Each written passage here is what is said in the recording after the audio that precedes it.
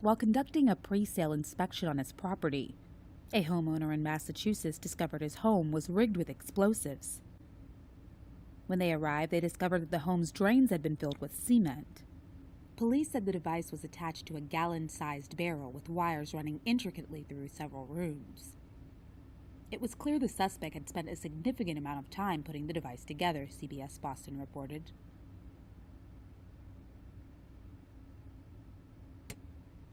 Authorities discovered the device was linked to a light switch that would have triggered the explosion.